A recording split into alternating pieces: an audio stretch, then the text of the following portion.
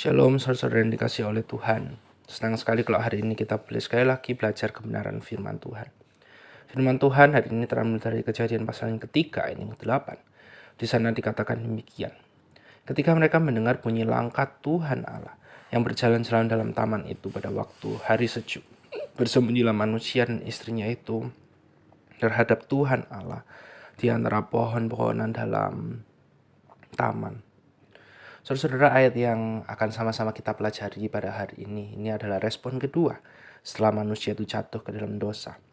Dan yang ketujuh, kita melihat bagaimana ketika mereka sadar bahwa mereka telanjang, mereka menyemat daun pohon ara dan membuat cawat. Satu kondisi yang sangat kontras sekali. Sebelum mereka jatuh ke dalam dosa, ketelanjangan itu, keterbukaan itu, mereka nyaman-nyaman saja. Tapi setelah manusia jatuh ke dalam dosa, telanjang akhirnya membuat mereka menjadi malu, merasa tidak aman satu dengan yang lainnya. Dan yang ke-8 ini juga merupakan suatu ironi. Bagaimana sebelum manusia jatuh ke dalam dosa, Taman Eden adalah tempat di mana mereka bisa bersekutu dengan Allah, memiliki relasi yang dekat, relasi yang intim. Tapi setelah manusia jatuh ke dalam dosa, Adam dan Hawa, akhirnya taman itu menjadi tempat yang tidak menyenangkan. Allah mendekat kepada mereka, tapi manusia itu selalu menjauh dari Allah. Karena apa? Karena ada dosa. Manusia tidak mau lagi berelasi dengan Allah. Manusia tidak mau lagi berelasi dengan penciptanya. Karena dosa, pada intinya manusia ingin menjadikan dirinya itu sebagai Allah atas hidup mereka sendiri.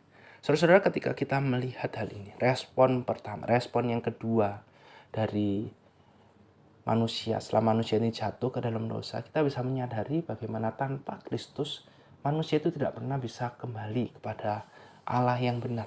Manusia tidak pernah bisa berelasi dengan Allah yang benar. Karena dalam keberdosaan kita, keberdosaan manusia, tidak ada satu manusia pun yang akan mendekat kepada Allah. Manusia hanya akan menjauh dari Allah. Manusia hanya akan melakukan apa yang mereka ingini, apa yang mereka sukai, karena mereka sudah berdosa.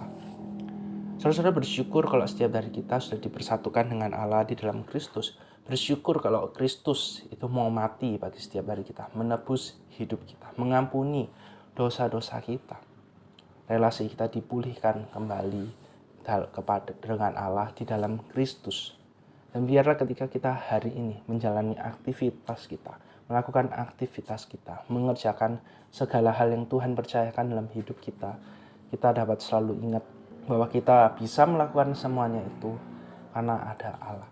Biarlah setiap dari kita selalu ingat bahwa kita tidak bisa berjalan sendiri tanpa Allah. Dan ketika kita menyadari hal ini, menyadari anugerah yang telah Kristus berikan kepada setiap dari kita bisa sadar ketika hari ini kita berhasil, hari ini menjadi hari yang baik bagi kita. Kita ingat tanpa Allah hal tersebut tidak terjadi.